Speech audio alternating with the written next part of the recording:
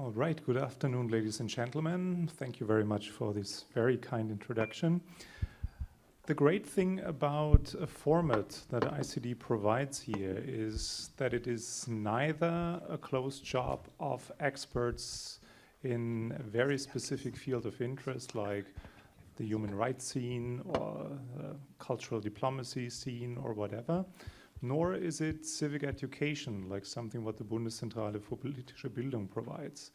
Its main commitment is to bridge between generally interested people, experts, practitioners, and first and foremost, people from very different countries. So on the one hand, we try to provide with conferences like this a broad spectrum and range of different topics.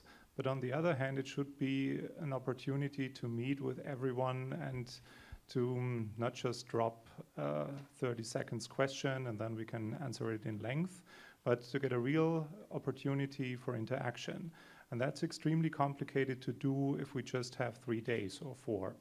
So I think given the very short time after each and every presentation here on stage, we shouldn't entertain you by presenting a role play like this is the perspective of a lawyer from Germany or this is the perspective of a foreign minister from Turkey or whatever role we play.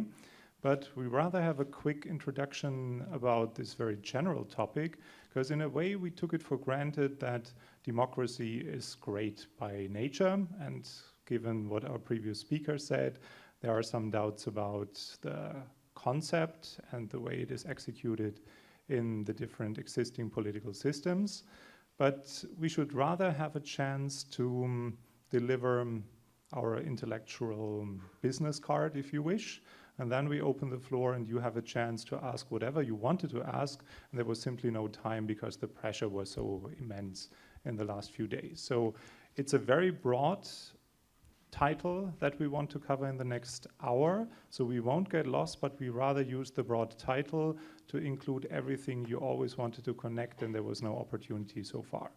So without further ado, let's start with this very general topic as a first quick round, and then I right away open the floor to the audience, because I also learned from previous ICD conferences that we attract people who are somehow between different roles or chairs, if you wish. Some of us are already members of a certain group, others would like to become one, and therefore it's even more important than just to exchange perspectives on our topics, to learn why we became what we are, and if we can give an advice to enter certain scenes or to bridge the gap between what is necessary to become something is not automatically sufficient to do it, and therefore there's also another dimension which we also try to cover in events like this.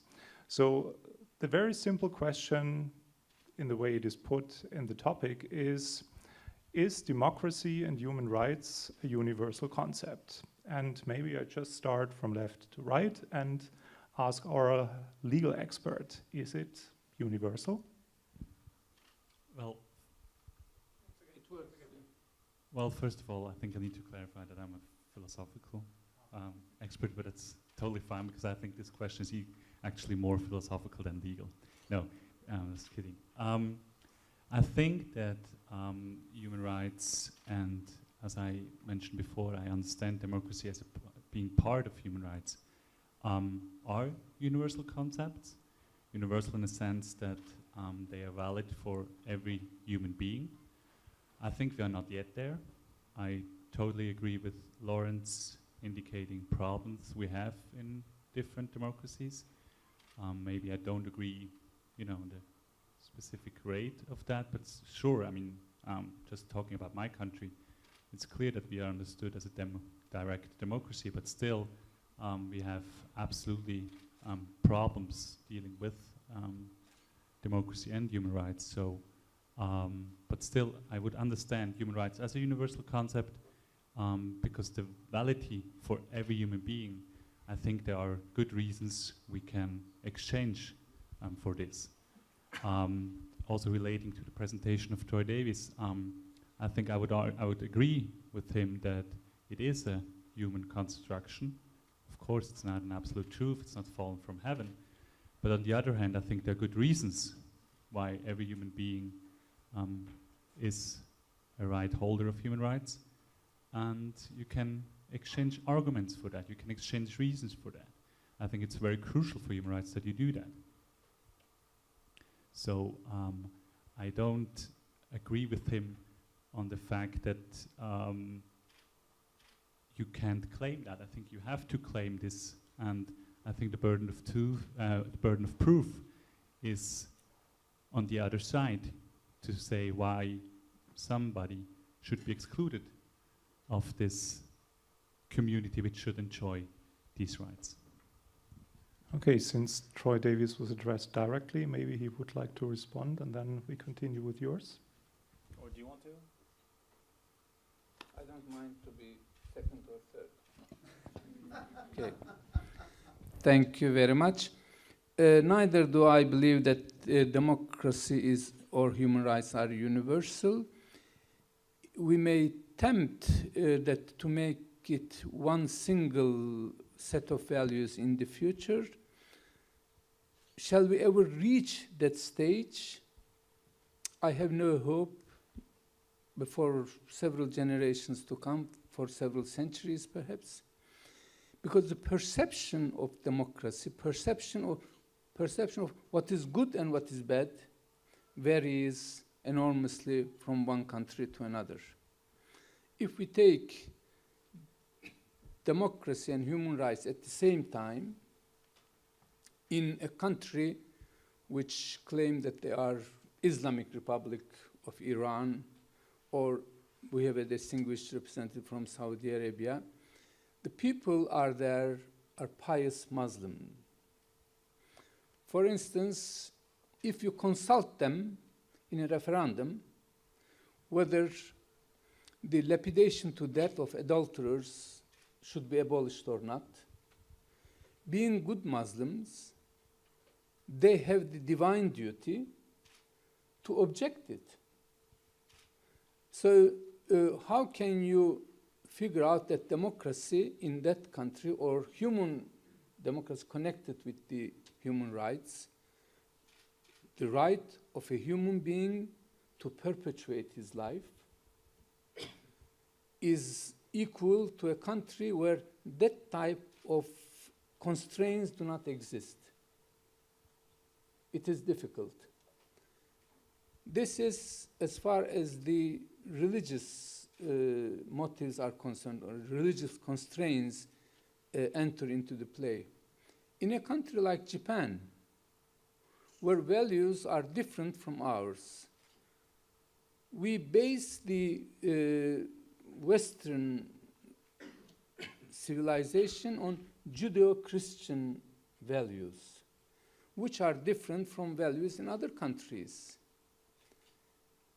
In a country like Japan, which is a very sophisticated society, most probably the values are not based on Judeo-Christian values. And what they believe is the best may not be the best in other places. Which one is better democracy and better human rights? We do not know. Thirdly, even if we admit that we are aiming at the same goals, the structure of certain countries, certain societies may not allow these values to be reached easily. In a country in the Pacific Islands, a civilization which is at the very low level or very initial level of development, there is no intricate mechanisms such as courts, then appeal courts and high courts and the judiciary and the public prosecutor. All that type of things do not exist. So democracy in that country and the values in that country cannot be protected the same way as it is in other places. Then comes the values of the countries. When there was Khomeini revolution in Iran, they want to export their revolution. It is as ridiculous a target as the Western countries try to export democracy to Iraq. Millions of people were killed. The shameful incidents such as Abu Ghraib prison has taken place. Why? For the sake of introducing democracy to a country. So you see, all these things give us the impression that democracy and human rights, the target may be very distant. It may one day we may arrive at something common, but we are very far from it today. Thank you. Okay, so we got a straightforward yes from the philosophical perspective and a sort of relativist perspective from the cultural and religious point of view. What is your opinion? Okay, I'll try to give it. Well, first of all, empirically, they are legally universal concepts because Universal Declaration of Human Rights enshrines them. It is a Universal Declaration of Human Rights. It's in the term. Nearly all countries have signed it. So legally they are. So it's not a question whether they are. They are. The real question is, normatively, should they be? Maybe that's the real question, not whether they are. Many things are universal, but should they be universal or not? Now, I want to step back and I want to say that, again, they are a human construction, and even worse than that, they are an accident. They're an accident which depends on our human nature, because we are so used to assume that we humans are what we are, that of course we don't step out of ourselves to see how things could be different. And I'll give examples. For most of, I spoke before about how long has modern Homo sapiens existed. Only a few tens of thousands of years. But for most of the existence of humanity in general, the Homo genus in general, there were several species of humanities living at the same time in the last 3, 4, 5 million years. It is only when you talk about universal means presumably everywhere and for the foreseeable time, forever. But if we look at the past history, let's say the last 5 million years, and let's try to apply this, would we have had human rights when there was on the planet Earth 2, 3, 4 different human species? Would we have accepted that they had equal human dignity? Let's imagine that they could communicate and so forth. Would we accept that they had equal rights? Don't forget that even us, Homo sapiens, just in the last few thousands of years, we have systematically, groups of people dehumanized other groups of people, pretended that they were not humans every time we want to justify domination. Now, us as scientifically, we can say, hey, but there is one human race. So all this fiction about not being the same, different race, so forth, it's all fiction. So therefore, we are all human beings. We do have equal human dignity. So that is in fact the scientific basis for the statement that we have equal human dignity. But what if it were not the case? The last time that there was a different humanity on planet Earth was there was Neanderthal, but there was even a later one, I think it's the Homo floresiensis, only about 12 or 15 or 18,000 years ago. That is very, very recent. Imagine that tomorrow, through genetic engineering, we create different kinds of people.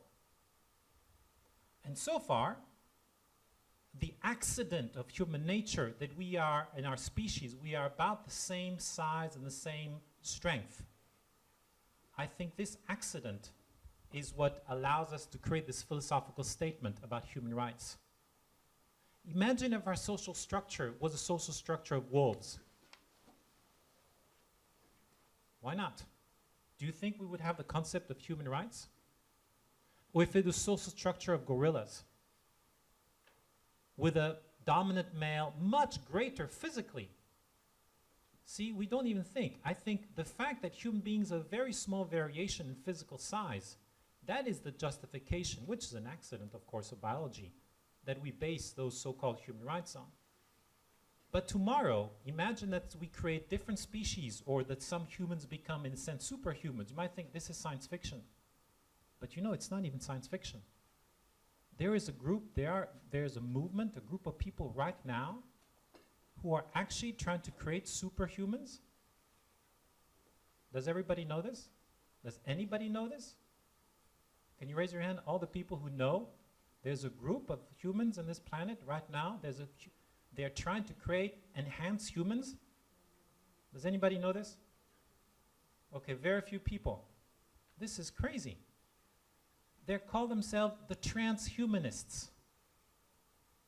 They actually advocate for genetic engineering of people to create enhanced people. What if in the future we do have another species of humans on this planet? What if they do become superior, Homo superior? All the nightmares, all the justification for power that I am the king, I'm superior to you, so I'm going to dominate you, which of course was a fiction, but which has been used for thousands of years to justify political domination, could in fact become then true. But it becomes even worse. We're not even talking about the scenario of Homo, let's say sapiens and Homo superior. They're actually advocating and they're actively working towards a fusion, towards immortality of human beings, through fusion of human beings with machines. And they're calling that the singularity, and the main pope of this movement is a physicist by the name of Ray Kurzweil at MIT. He predicts that this could happen in the year 2030. This is tomorrow. Most of us will be alive. Okay, I don't think for technical reasons it will happen, but that's not the point. The point is that what will happen to those concepts of human dignity if in 20 years or 30 years or even 100 years, we do have on planet Earth, we don't have the same species anymore. We have different new species, and some are actually superior to others. Will they not justify that they are the ones to rule? And if it did happen that they would merge with machines, then they would say, hey, we are immortal, we know everything, we will rule over you, the normal human cattle or sheep. There's another philosophical problem. What about life forms? If life forms start to become, or computers, or somehow start to emote and start to feel, and the computer one day says, I'm conscious. Will that machine have a human right? Will we give it a right? What about the big apes? I mean, there's in some jurisdiction, big apes have certain actually quote-unquote human rights. Okay, there are not that many big apes, so even if they have the right to vote, that wouldn't matter. But what if machines who would become computers and who would claim they were conscious? How could we even know if a machine is really conscious or not? If it talks to you, it emotes and so forth. And if it feels pain, our brains are not even wired to deal with this. It will be a political, philosophical problem. We could not give them the right to vote because they would outnumber us immediately, right?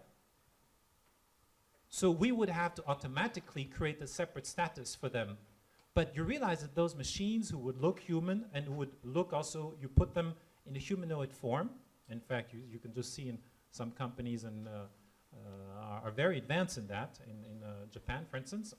You put them in humanoid form, they would actually look much more quote-unquote human, and they would be much more to you, emotionally close to you, than another normal human.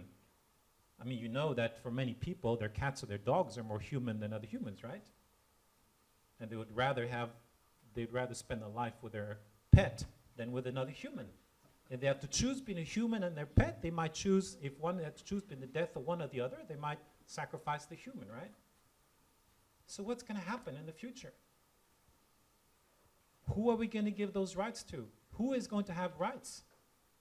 We will have to create distinction. So this fallacy that everybody has same rights, equal dignity, is an accident of history, I believe. We better start to think about this. Because we're going into a brick wall if we think that somehow everybody has the same rights, everybody has the same equal dignity. This is a complete construction. A complete construction, which is a convenient construction, which we do also, I believe, to prevent us from dehumanizing ourselves and being monsters to ourselves. We invented that. We invented that because if we had not invented that, we are capable of the worst atrocities towards one another. So we had to invent this fiction that we're all equal. Otherwise, we could start eating each other. We could raise people for food. We could do all kinds. What if tomorrow we invent people, we genetically engineer people who are twice as big, twice as, who do all kind of work, but who have an IQ of 50 or 60. So we basically create human beasts of burden genetically. I'm sure it will be possible, if not, not in 10 years, in 100 years. Will they have same dignity? We've created already Homo superior, we created Homo inferior, and we'll be somewhere. So they'll be different, and they won't be able to interbreed. They'll be actually different species. Who will have the right to vote? Who will govern? Who will decide?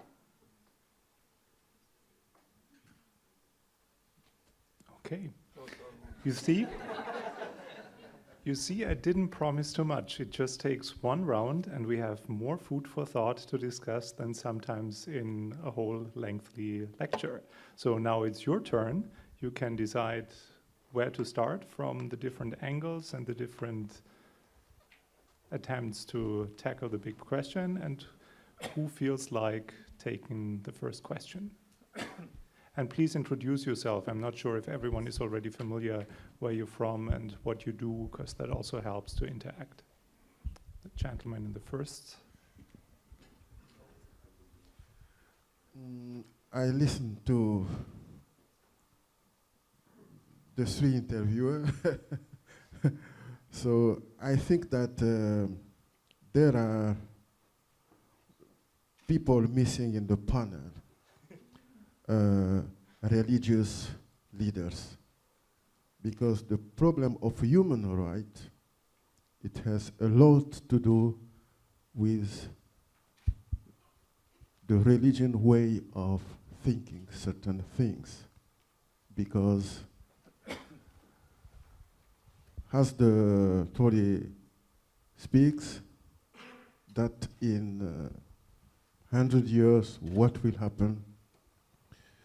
I can say that human has demonstrated that we don't have the power to create another human with the same right that we have all here on Earth. So, in my point of view, I don't have the fear to think about the powerful creation that probably will happen with the genetical manipulation of some genes, what we call now the clonization of human, because it succeeded with animals. So for me, it's a mythology, that human will be capable to create it the way, for those who believe, God created humans. Since we are not able to give back life to those who died, I don't think that we will be able to give life to other humans. Thank you very much. It was just my comment. Any other? Yes, right behind the gentleman. Yes, my observation is that human rights, I think, are universal, simply because they are inherent to the fact of being human. There are rights that are not awarded, but because you are a human being, you get the right. It's inherent in being human. Now, democracy, on the other hand, I do believe that the right of anyone to be involved in the governance of his own affairs is, again, natural. It is part of the right to self-determination. You want to be involved in the governance of your own affairs. That is natural. However, the application is the problem. The concept of democracy we have today and the application of human rights is human creation. So the application is different, but the concept itself or themselves are natural. So I believe that every human being has a right inherently as a human being to be involved in his own governance and to enjoy rights that are rights inherent in being human. That is my own observation. I found it interesting that the first speaker asked for an additional panelist, given the fact that we are 4 white males in suits or with a tie, to consider this a representative panel, and we should add something else to it, but that is something we can discuss a little later. Is there another question?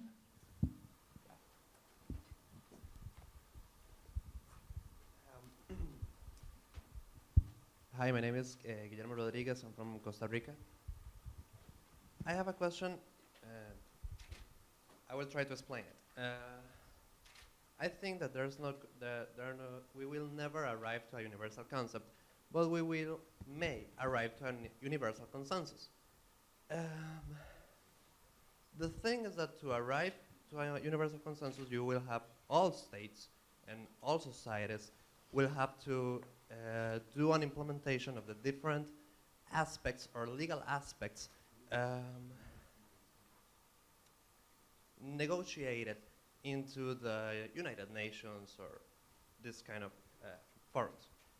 So how do you think that all states can get, or all countries, all societies can arrive to a universal consensus about a specific concept that can be not applicable, but to similar? I don't know if I'm making myself clear. How can a country make a consensus? Can implement the concept without going against another country? More specifically, within different societies. I think this should be enough for a first round. Who feels like answering? Yeah, you make a start. Actually, your question goes in line of what I had in mind when I first made my intervention. That's to say, the world should go in the direction of a universal set of values, but that this is not for tomorrow. And the existing mechanisms have deficiencies, both at the national levels, local levels, and international levels. These discrepancies are there. But if you ask me the question whether we are better today than we were 50 years ago, yes, we are. Are we perfect?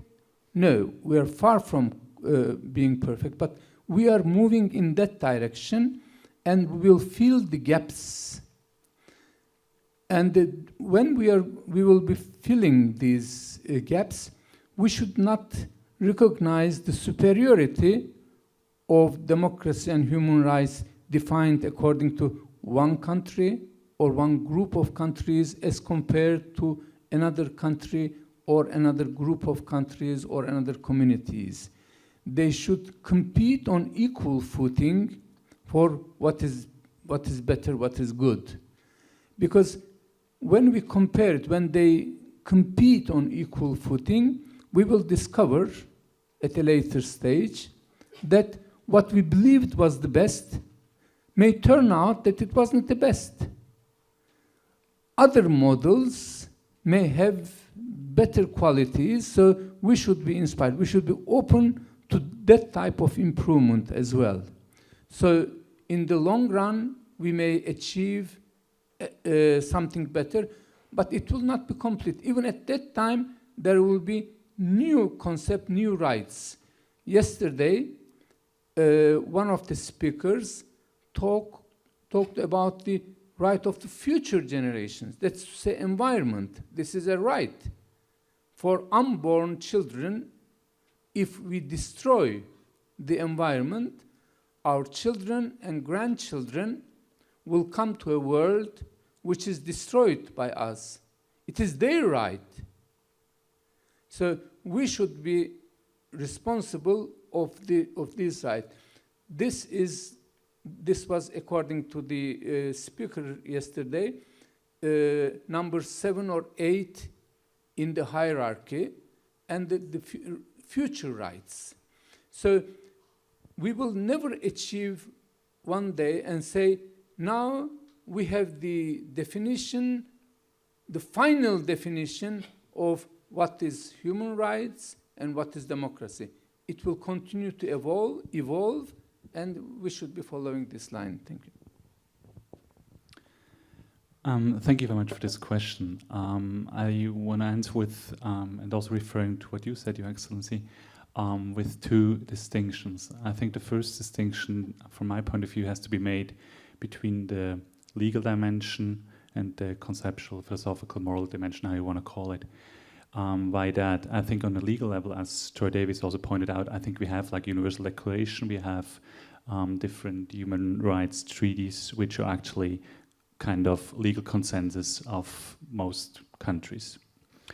But then the question is, if human rights are universal, I think is also has to be dealt also on a philosophical, moral, conceptual dimension, really asking, do we want that every human being enjoys these rights? And I think there are strong arguments why you can argue, yes, we should come to that point. And that would be also referring to what you said before, Your Excellency, with regards to cultural diversity.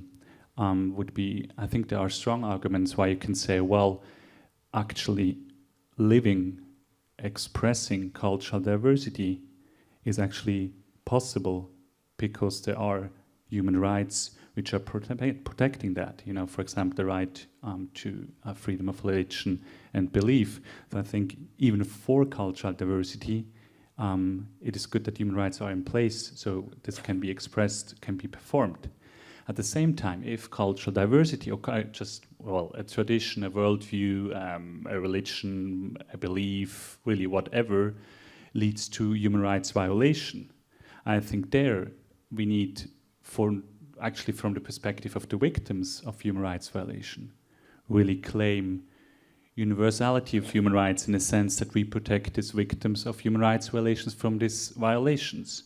And of course, you know, and there comes my second distinction in place. Of course, when we think about a distinction between theory and practice, of course, in practice, as we look at the world, human rights are not implemented universally. I mean, there are more persons victims of human rights violations than right holders which will enjoy the full fulfillment of human rights. But just stating that, at the same point, I would state on a theoretical level, we need really to claim the universality of human rights, and we can postpone that for the future. Of course, that's something which has to be done step by step, and small steps better than big steps, because normally big steps don't happen.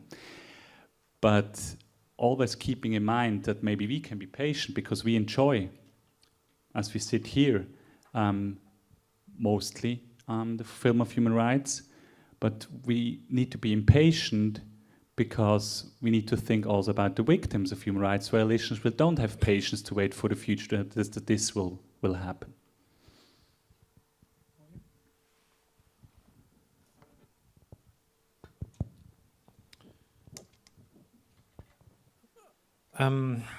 I think I disagree with my neighbor who spoke about or when we talk about cultural diversity and so forth, and the evolution of the definition. I'm the first one to say that you have to agree on a definition which is fixed at least for a certain period of time. You can revisit, but it has to be very clear what you're talking about. You cannot, there's certain things, and we must not be angelic or naive and believe somehow, oh, things will work themselves out. And you talk about competing views. What does it mean, competing or cultural diversity? In some cultures, female excision is the culture. But that is in direct clash with the rights of women not to be mutilated in their physical integrity. So there is a direct clash. We have to be we have to really be aware of that. There will be in the future direct clashes, or there are already now, and there will be direct clashes between different value systems. And we must be aware that there's some people could go to war just because for some values. And there could be physical intervention to defend certain people. What if, in the name of religion, that is not at all an excuse, religion. I mean, from what I hear, is basically you're saying, well, you were, without saying it, maybe you Westerners, you have this Judeo-Christian background, but there's a whole cultural tradition of Islam, so forth. So maybe in the end, we have to compete, and then we'll see which is better. But for female mutilation. No, not mutilation. I'm not that. No, which is better. But that is also very dangerous, because either you have some universal rights because you're human, because before you're a religious person, you're human. There is a hierarchy of rights, and I am very much against the idea that all rights are the same. Somehow religion, I'm sorry, is not a fundamental right for me. The first fundamental right is that you're human and you live. Religion is right after the fact that you live, then you have the right of religion. Yes, but if you're not a human first, you're defined as a human. You get out of your mother's womb, you're not a Christian or Muslim or Hindu or Jew. You are a human.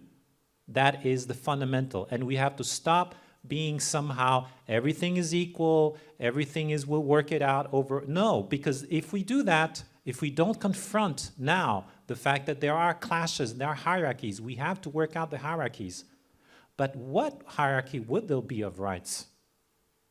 What if in the future, for instance, we'll have to negotiate? In sense, somebody said, well, you said the man from Costa Rica. How do we get to a consensus?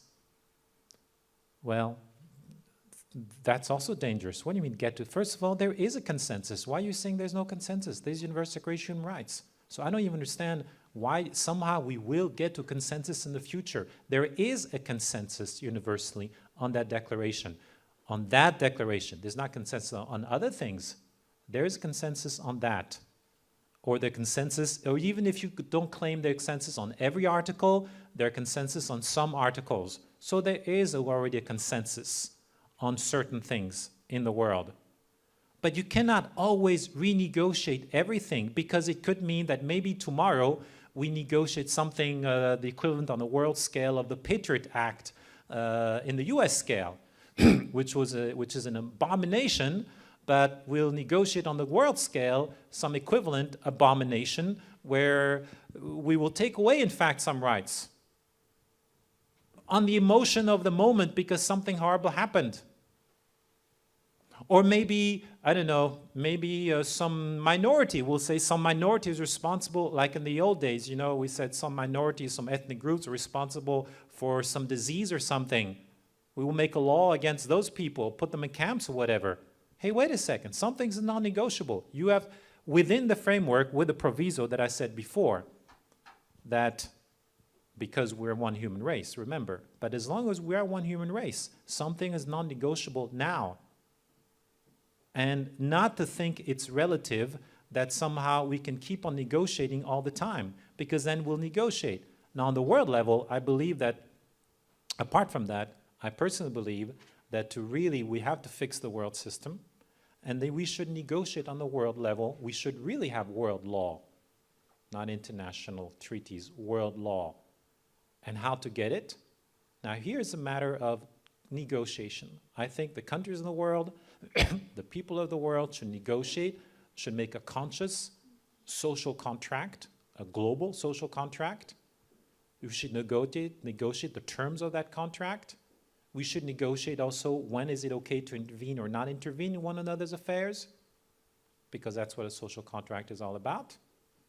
And if you know ahead of time when it's okay to intervene, then you don't have all the problems that we only intervene when it's convenient for the Western powers to intervene in the affairs of other powers. The rules have to be fixed. In fact, Mr. Bouteflika, president of Algeria, said once, he has no problem with rules of intervening in other countries' affairs. But he said, and I agree, the rules have to be set in advance. So you know when you intervene. So we have to stop this bullshit about, oh, the US should not intervene. Of course the US should not intervene, but that's not the point. Because then we say the US should not intervene, that then we didn't intervene in Rwanda. Anybody could have intervened in Rwanda, by the way. Doesn't matter if it's US or not. We can say, if we consider the Rwandans human beings like everybody else, we should put in jail everybody who had the power to intervene and who did not intervene. I don't know how it is in other law, but in French law, there is a crime which is non-assistance à personne en danger. If you do not help a person in danger, you commit a crime. So if you're in a position of power and you don't help somebody who's being killed, through genocide, this is a crime. This should be a crime under human law, natural, human, universal law. If you consider law being that based on the axiom that we're all equal human beings. And by that token, by the way, Kofi Annan should be in jail. Because if I remember well, Kofi Annan was responsible in Africa at the time for peacekeeping forces in Africa. He's an African himself. I don't understand why he didn't intervene. I mean, if he's a white man, I would have said, okay, well, you know, they're just black people that are being killed, so yeah, I'm not going to put my career in. But he's from Africa. So why didn't he intervene? Why didn't he give orders to the people under him to stop this genocide? I have no idea. But he didn't have orders. In fact, what I think, somebody should research this, but as far as I know, is that he asked New York, hey, something's going on here, should I do something? And New York never answered. They were embarrassed. They said, oh my God, a genocide, we don't know. And Clinton, after recognized, they didn't even want to use the term genocide because if they did, they would have a legal obligation to intervene. And that was the cowardice. That is cowardice. Now imagine if this had gone on in fact, it did go on in Kosovo. But Kosovo, how many Kosovar died? 1/10, 1% of the people in Rwanda. So they're white people. So we bombed Serbia. You know what it cost? $100 billion, the war. But in Rwanda, well, they're a third-class citizen of the world. So we didn't do anything. And instead of saying we should negotiate ahead of time the rules of intervention, we say nobody can, and then some scholars international say, you can only intervene if the UN Security Council says you can intervene. This is the law. Who cares about the UN Security Council if people are dying? If somebody's dying in front of you in the street and you, let's say you're able to help them, do you first have to call up somebody else, say, oh, by the way, should I help this little old lady who's being who fell down the street and so forth? And do you ask for advice or authorization from some higher power?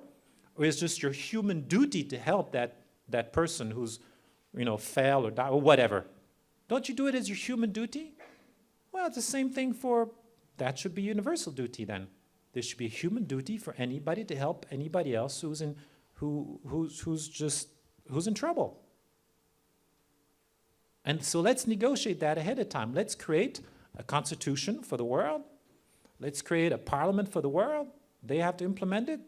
Then you have the representation, and this is where you're talking about how to negotiate, how do you create a consensus? Well, let's have the representatives hash it out. You cannot have direct democracy by the world level. That is recipe for, because I don't like direct democracy for a very simple reason. It is so easy to manipulate the people. So easy. You create a catastrophe, and just after the catastrophe, you propose a law to do whatever you want to do. Everybody's emotional, and boom, you got the law. And that's it. It was democratic. Democracy, we shouldn't care. Democracy is not, we have to stop to fetishize democracy. Democracy is not important. It's only a tool to the ultimate purpose of what it is we want to achieve in life. So democracy per se, I mean, human rights is what is important. Democracy is lower on the totem pole than human rights. Democracy is an inferior thing to human rights. It happens to be also the best tool to preserve human rights, but it's different. Conceptually, it should not even be in the same category. Democracy is a subset of human rights. It's one of the human rights. It happens to be a tool to preserve the general category of human rights. But in itself, we shouldn't care about democracy. Only insofar as it helps us to achieve what it is we want to achieve. And in some cases, it can be dangerous. How many times I've heard, yes, but it's democratic, to justify some bad decision. I say, I don't care. And if we try to negotiate, by the way, you try to negotiate something democratically, and you come to a conclusion, but it was voted. So if tomorrow we vote to kill all the Jews and kill all the blacks or kill all the homosexuals, oh, it's democratic. Oh, it's okay, we can do it. Well, it's wrong. Okay, I think we still have time for a second round, do we? Okay. Yes, I got the microphone right here. I think it was Lenin who said, I'm not going to be a slave to the majority. That's not against Lenin or anything, it's just what he said. You know, I can't help but be mystified by the quandary as to what fundamental human rights are.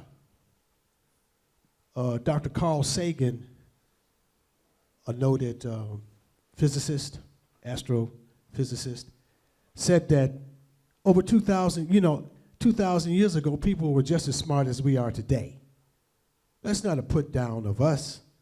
It just means that people pondered these questions centuries ago, thousands of years ago. And I think they came up with some answers.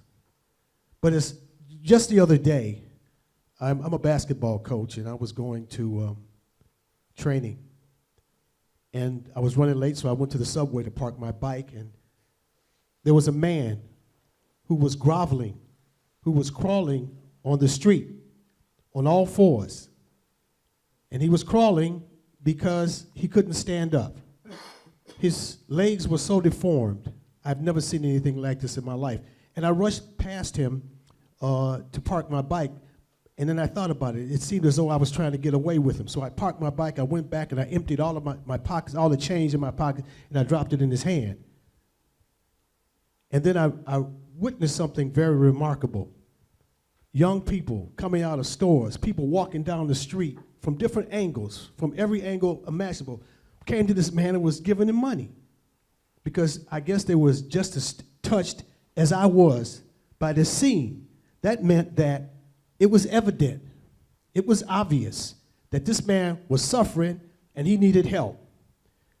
I'm not against discussion. I think it's necessary, but it's long past the time to act. We're going to have tonight, as we go to the Greek restaurant to eat, there's going to be billions of people who will be undernourished and will go to bed tonight without food. If I'm hungry, feed me. If I'm sick, give me medical attention. If I need an education, make sure that that's guaranteed. If I don't have a future, give me one. Those are fundamental human rights. Fundamental for a group of people, a nation, or a world that tries to call itself civilized. Now, before there was Islam, before there was Hinduism, before there was Christianity, before there was Judaism, there were people looking to the sky and clamoring for answers. And out of that came the different philosophies, the different viewpoints. And that's one thing I think we should understand. You know, it was, there's a noted historian, his name is Howard Zinn, and he talked about civil disobedience. And he said, our problem, particularly in America, is not a question of civil disobedience, but we're too obedient. We just let things just go. So in this particular, the context of this particular argument here, discussion, when we talk about people's human rights, who's eating tonight? Who's going to have a roof over their head? Who's going to have clean water? Mr. Taxis, he's responsible for my response because he touched a nerve when he talked about the air that we breathe. But we've been there before because at the beginning of the Industrial Revolution, I think it was in Manchester, even in London, people couldn't breathe 250 years ago. It was a catastrophe. The whole system fell apart. It threatened the whole existence of England. So just to sum it up, I think that we have enough to do, and in the course of that, in the course of taking direct action, I mean really doing something, we can discuss things. We can sit on the steps of the parliament, out in front of the Parthenon or whatever, you know, and discuss all of the weighty philosophical points.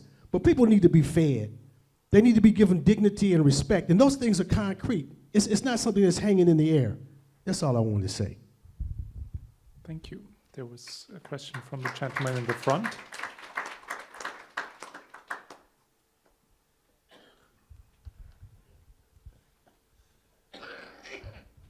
Thank you. I am Mr. Thang Moya from Zohr Unification Organization from South and Southeast Asia. So once I have met in 1962 a German gentleman in my place.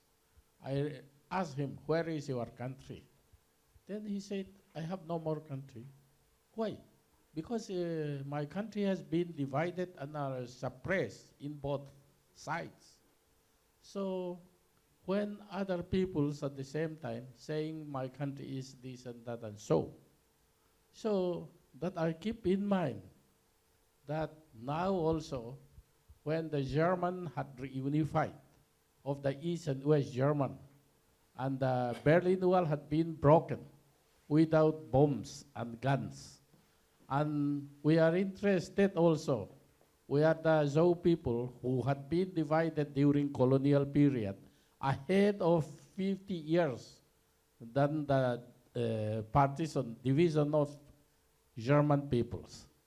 So we are interested when hearing that this international cultural diplomacy will be holding this democracy and human rights starting from Berlin International Human Rights Congress.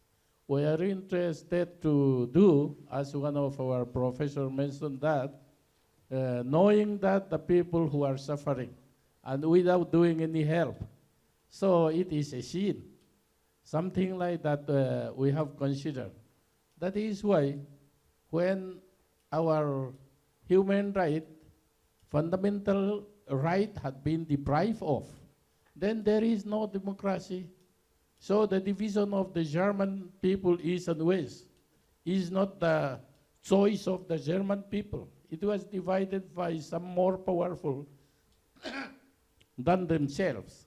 So the division of my people at that time, it was Bengal, Burma, and Assam. Now Bengal means Bangladesh, and Assam means India.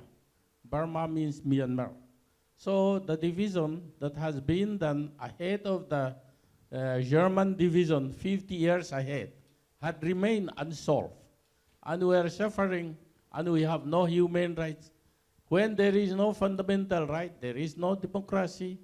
So I want to know how this Berlin International Human Rights Congress will help out all the people who are not having these human rights. So once when this United Nations was studying all these cases, then they do not call again these colonial countries, but they now call indigenous people. So the Zhou people also included under this indigenous people organization in 1999 with the help of this Society for Treating People based on Cotizens German. So we are there in the United Nations. So this indigenous people organization covering around 370 peoples, occupying some 70 countries are still there. And those things, how this Berlin International Human Rights Congress will help out and supported all this movement. That is why I think this Berlin International Human Rights Congress is now the place where it will be good to start with, to cover the whole world, so that the same problem who are having the same problem, to help them out. That will be what we feel the duty of the Berlin International Human Rights Congress. That is why we are also come here. So I want to know how far, what will be the program of this ICD to help out all the suppressed people who are not having their fundamental rights. And because the problem which we are facing is now what we demand is that reunification of our peoples that has been divided during colonial period. So our right had been deprived of by way of division. And that should be restored by way of reunification, restoring our fundamental right. And thereafter, to have a democracy, we have to attain, or that is also enjoy, our self-determination towards a peaceful process of that self-determination. And in this way, how this Berlin International Human Rights Congress will take a step to solve all this and to help all these people who are also facing the same fate. That is my question. Thank you. Can I ask you a question? One word, sir. Are you looking for an independent country? You want your own independent country? Just say yes or no, please. I want reunification of our people. But that had been in one divided. country. One country. Under one administration. One country. One country. We should be again under one country. Okay. The problem is that, and this is what it goes to something I said also before about the clashes. We cannot have this angelic view that somehow we are all equal, but that somehow we can actually implement this now because there's so many injustices, I would call them congealed injustices in today's world. You just gave one example. It happens to be that there are many peoples around the world who have been divided.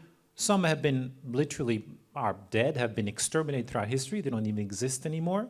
So they don't have any rights anymore. They don't even exist. You exist at least, even though you're in 3 different countries. And the question is, how far back do we go for claims? Like the Serbs say, the battle in 1389, that's why we want Kosovo. The Jews say, we were in Israel 2,000-3,000 years ago. That's why it's our land. Other people, so where do we stop? Where do we continue? That's the problem. And that's partly some people, and that's why we have to realize that some people are suffering and will continue to suffer because injustices are frozen. Or even today, you have the case with Armenia and Azerbaijan. Sorry?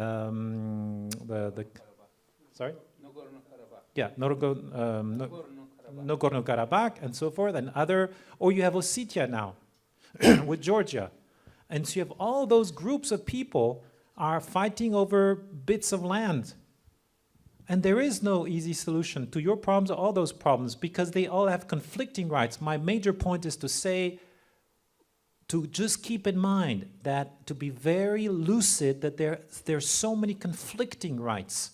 We have to stop putting all the rights at the same level. They are actually conflicting. And the conflicts of those rights will create wars. And if we just do not want to see, hide the fact that there are conflicts in rights, then the tensions will increase, they will erupt, and then we'll say, why is there a war going on this place or that part of the world? Because we had this naive view. So we have to be much more sophisticated and look straight on, whether it is the conflict of rights for this or whether it is the accident of human nature. It's only a few thousand years that we have the same human race, and I think in the future we won't, and again we'll have the same problem. And nobody is doing the heavy-duty intellectual weightlifting. The whole debate about rights is always, oh, it's so childish. We say all the rights are the same, they're all indivisible. That is so ridiculous. Because there are hierarchies. It's this do-gooder ideology.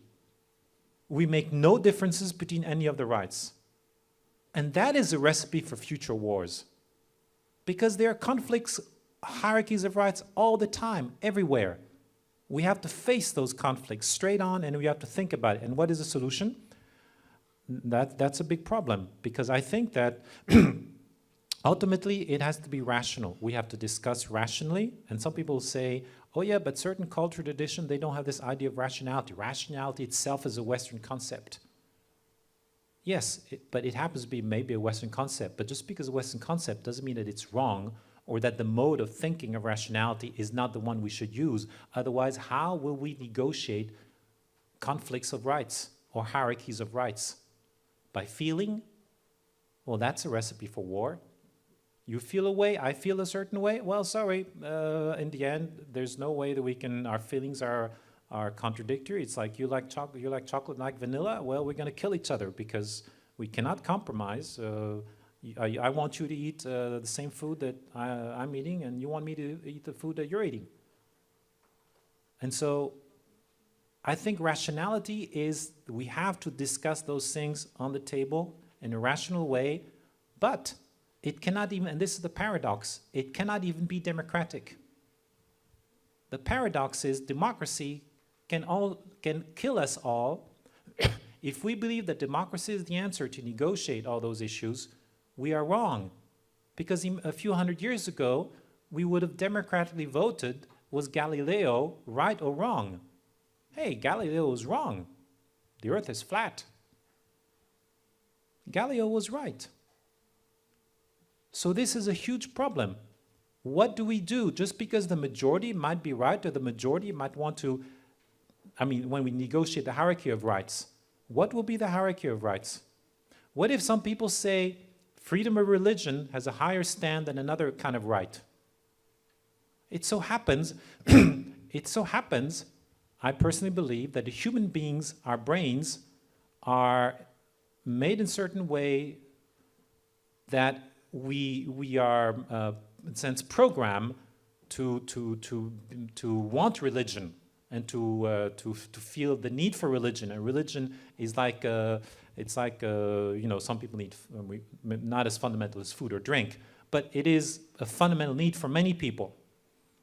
For the human race in general. Does it mean that it's true? Of course not. Does it mean that God exists? Of course not. God could exist, God could not exist. It's independent. But what if our brains are such a way that we need to believe God exists? Okay? That's a possibility. And then we decide that because of that, we force everybody to have to believe that God exists, even though it's actually not true. We democratically force it.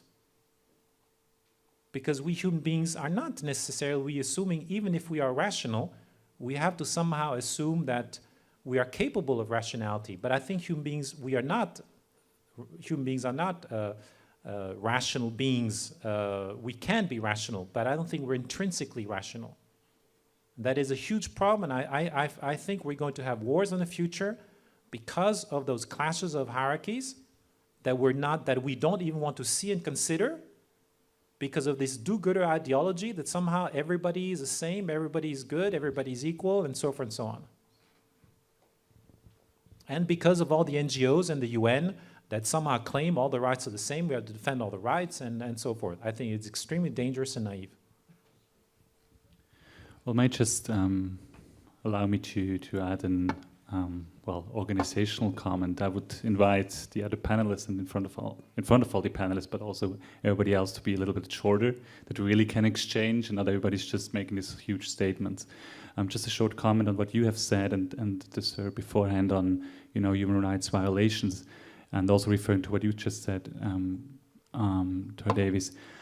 I think it's crucial that we take serious human rights violation and that we take them seriously and really think about how we can face them. I think it's not a solution just say, well, we can't do anything about it, or just don't be too good to think that we can resolve that. I think we need to resolve that. If I am a victim of human rights violation, I would expect the rest of the human community to help me to enjoy the fulfillment of my human rights. And therefore, I think it's not a wise reaction to what you just have said about your country to say, well, sorry about that, but the world is like it is, and it's a power play and whatever.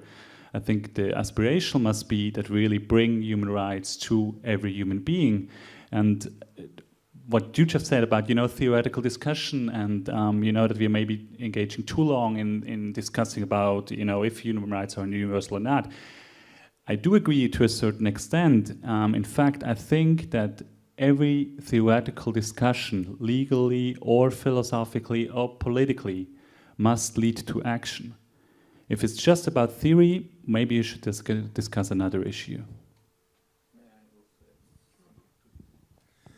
I have also a few comments regarding the zoo people, and slightly differently from what Troy said. Of course, the unchangeability of frontiers, national frontiers, was a sacrosanct rule. But after this decision has become part of the international law, several frontiers have changed. Czechoslovakia was split into two by agreement. If Iraq goes wrong, it will be split into three, perhaps by force. And Montenegro seceded from Serbia, and nobody can guarantee that the present picture, world political map, will be the same in the coming 2,000 years. It will change. If those people can convince in their respective countries that they should secede and establish an independent Zoe land, this may happen. So this is how it will work most probably. It will not. We should not submit ourselves to something which was done wrong to the Zoe people in the past by the British colonial rule. So one could expect, but if it could be achieved without violence, so much the better. And one word regarding the, perhaps I couldn't explain myself properly when I said that the human rights are also subject to evolution. I did not mean that, for instance, human rights, everyone has rights inherent coming from the birth. This is untouchable, yes. But there are a lot of gaps in the implementation of it. If this was sufficient, then at the time when the Universal Declaration of Human Rights was adopted, we wouldn't need anything else from that time on to add new dimensions, new mechanisms, new conventions to complete to complete its implementation, to translate this principle into action. So we will need a lot of improvement or mechanisms to implement this right, how to benefit, how to let the people benefit from this right. It is at that stage that we will need an open mind and not give priority to one set of values, discarding the others. This is what I had in mind. Perhaps I did not make clear enough what I had in mind. Thank you. Are there any other? Can I I think we should rather give people a chance to have another question or a comment, and then we come to an end. There's a lady over there. Mark says that this is. Yeah, Mark says it is. My name is Oana Lupashko, and I'm a student. I'm studying international relations in UK. Yes, in UK.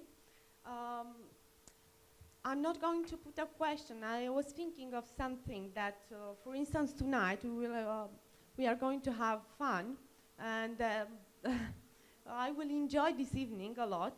I was thinking about what was said before for a colleague of us. I was thinking that there are in South Asia like 44 million of children engaged in labor child. And I was thinking if would be nice that Congress to have as well a kind of practical little project, like if everybody will put, let's say, £2, we will give the chance to save a child from hunger. And I know it's a very little project, but it's nice to have as well very lively little projects like this. Or also, if these guests, these colleagues of mine will think about some other project and together to help to save some lives from hunger, from poverty, would be very nice. This is what I wanted to say.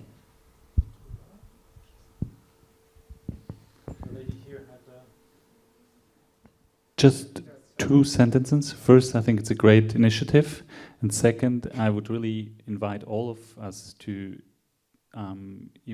join this initiative, but also think about what you can do in your country, in your region, in your local context. We tend to think always about countries far away, that there are human rights problems. I don't have to say that, you just see that in your streets as well. Please. Yes? When I'm listening to the discussion, it's like we are a bit pessimistic because according to what is said, there is no mechanism to implement and protect human rights when they are violated. I think that the solution may be found in our judicial system or judicial bodies. I can take an example. From 1993 until now, we have witnessed the creation of international court and internationalized criminal court, like the one for Yugoslavia, the one for Rwanda. Indeed, during the genocide, the international community did not intervene, but after the genocide, they take the decision to intervene, even if the Rwandan government did not participate to that choice to create an international court in order to judge what happened. We have also the creation of the International Criminal Court since 2002. And now other principles are discussed, such as the crime of aggression or the responsibility to protect. I think that with the help of justice and our justice system, we can find a way to build this social contract that you are talking about later on, and also to ensure our human rights also in a universal way, because I don't think that democracy find his place here as a universal concept. Indeed, human rights, yes, but maybe we have to add justice also, democracy, justice, and human rights. One more.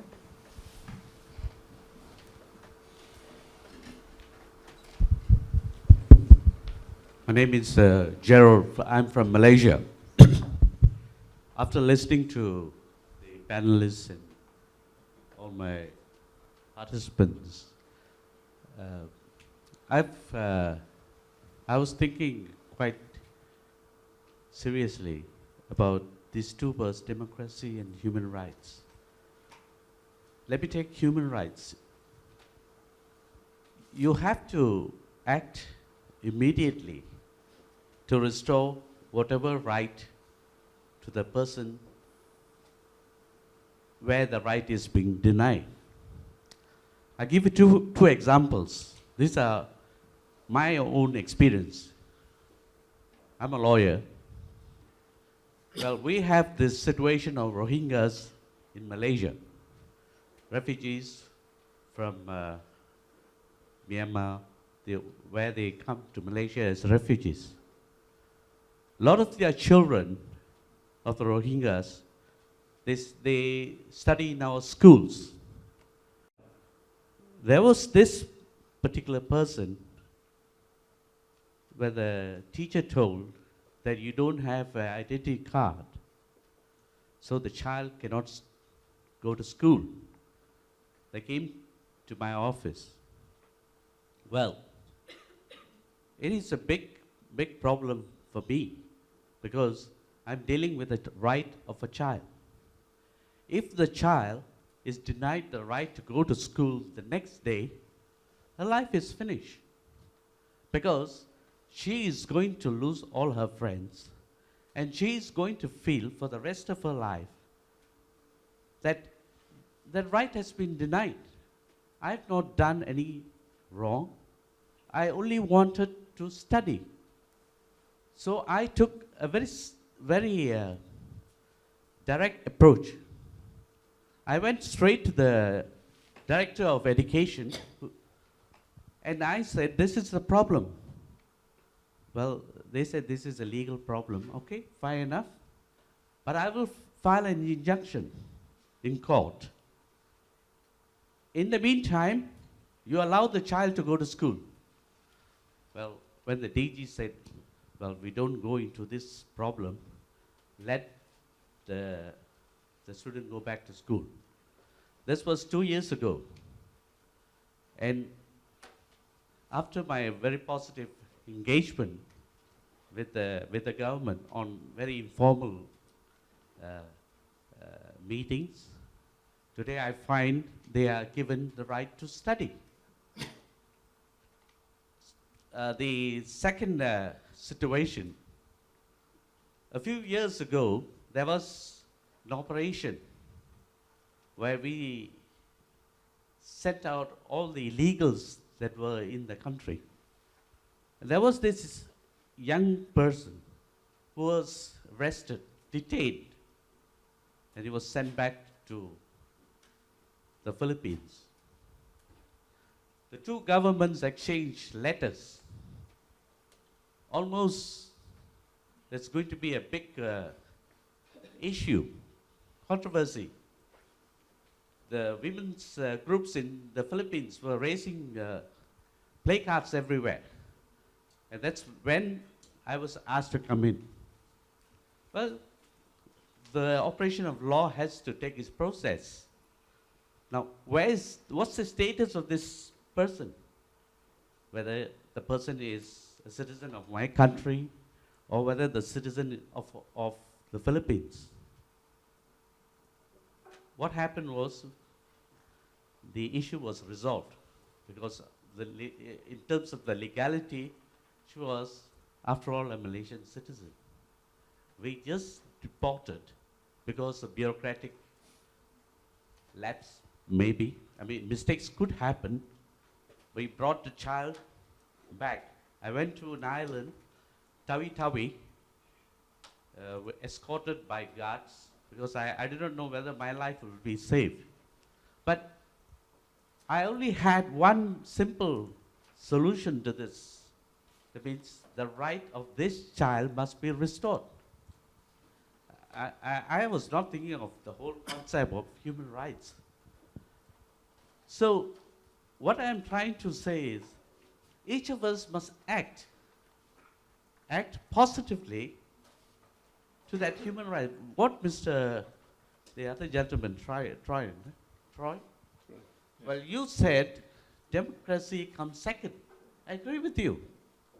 You can have democracy, and then it doesn't mean that you have to look for the good elements of democracy. Rather, you must cut across and go to human rights. Human rights could occur in any country, in any system. If you are having an Islamic state, that is also human rights. Because Islam calls people to be kind to others. Because I come from a state where Islam is a major religion. And I know, dealing with my fellow Muslim friends, it's so easy. And they are very helpful. So we cannot look at religion first. We must look at the person first. I would not have been a Christian if I was brought into Christianity.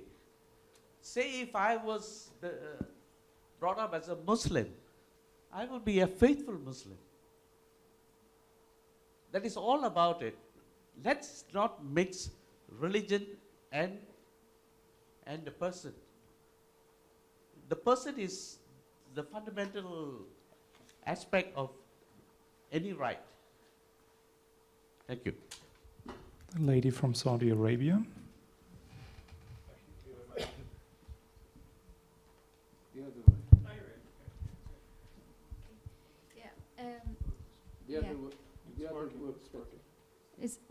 I think it's okay. Yeah, it's just I'm seeking if it's possible to have a comprehensive approach at two levels from your responses. One at the theoretical and philosophical level, like to look at the value systems in religions or politics or whatever, to understand the values and the ethics in human rights, then to approach the concept of its universality. And at the human being level, is it possible to approach as a human from at the level of logic, emotions, and nature? Because so far it's only logic, it's only pure thinking. But what about the emotions of a human being? What about the nature thing, the instincts that in a human being? I hope it's clear. A very short final round on this. Okay, about the emotions, that's very dangerous. That's why you should keep emotions out of it. Because emotions are like tastes in food and color. You cannot get a consensus on emotions. That's the reason why you should keep them out. Or instincts, that's even worse, instincts. If you look at human nature, if you look at history, people have done such horrible things, you cannot rely on instincts. I mean, some instincts are good, of course, to protect, but you might say the instincts are to protect your kin. But so that's why I think we can only, for all of humanity, we have to meet in logic and reason. If you're a Muslim, are you a Muslim? Well, I think the Prophet spoke about reason, that reason was a common element for all men, and that you should use reason to if you have a problem, you should think. You should meet together, and you should think. Not you should emotionally decide. So even the Prophet Muhammad, he was thinking of reason. And I think we have to do that. And just about the judicial, I think you're absolutely right. About the International Criminal Court is a cornerstone of what could become a part of a global social contract. And we have to have justice, it's true, because otherwise you cannot fix problems. But, and here I disagree with my fellow panelists, I think it's very dangerous and naive when he says that we have to defend all the rights, all the people, so forth, because we just have to recognize that some are not, there's some injustices that are frozen, and we cannot go back, otherwise, where do we go back? Because there are conflicts.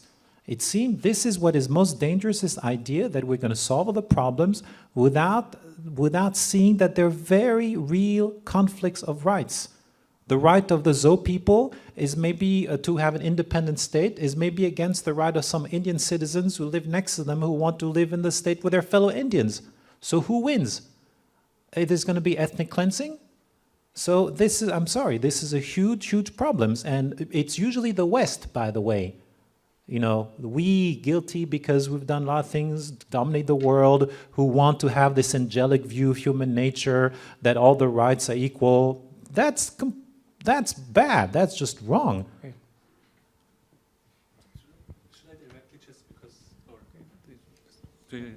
Shall I?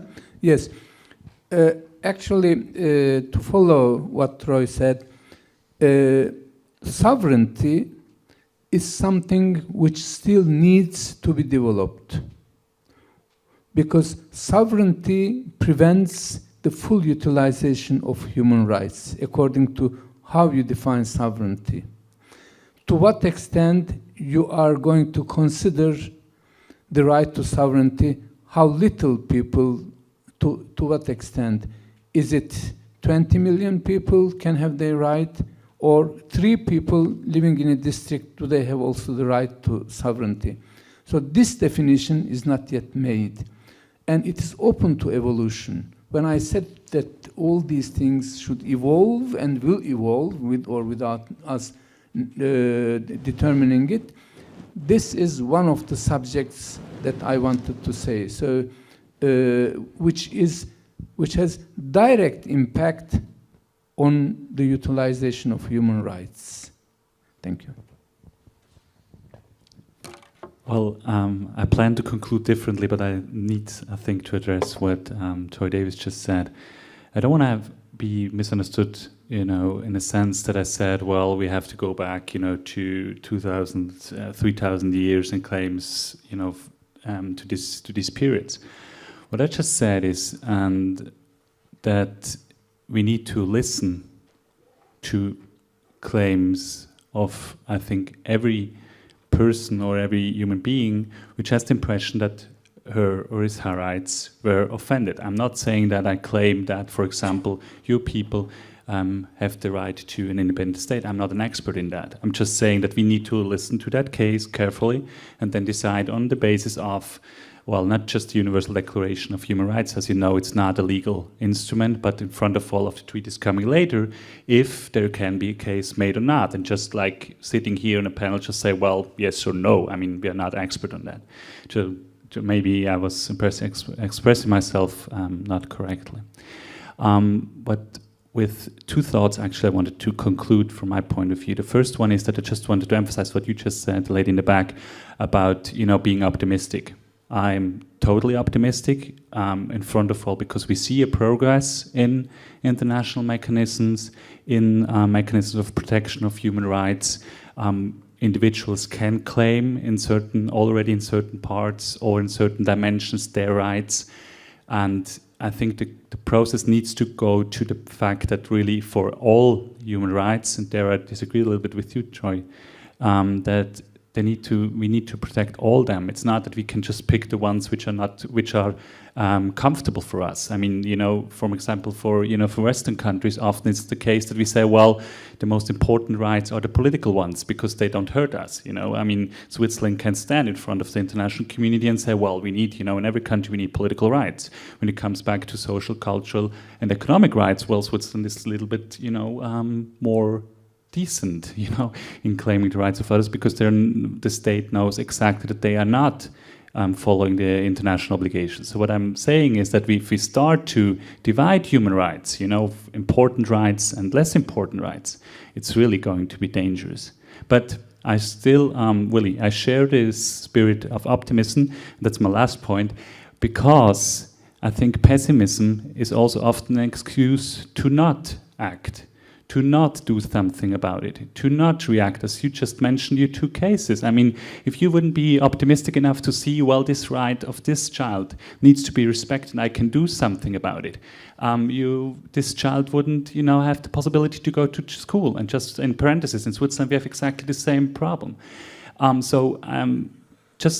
Let me invite us to not, fall in this pessimistic, well, we can't change the world. Actually, we can. We can on our micro level in your daily life, but also on a meso level and on a macro level, really change this, what's going on. And really think about, don't wait too long, because victims of human rights violations don't have all this patience to wait until it's politically correct to tell, for example, the Chinese government that they should change something about it. Thank you. Well, I must say I'm positively surprised that we came to conclusions in a format like this, because as I told you in the beginning, this was meant to be a different thing than another monologue or a structured monologue with different experts which get a general question, then we narrow it down, then we see the contradictions of the different concepts, then we think about the institutional dimension and how to get this implemented, and rather invite you to add what you always wanted to add, and there was never a chance to do so. This usually takes us nowhere, and then we have different angles and different contributions, but as you could see, even in such a more or less anarchy and without an active moderation, we can end up with even more food for thought after a very long day. So thank you very much, not only to our panelists and their discipline, but also to your very interesting interventions. Enjoy the rest of the evening, which will be first a film and then the dinner at the Greek restaurant. And see you tomorrow, at least in the afternoon, when I will also give a presentation tomorrow. Thank you very much to everyone.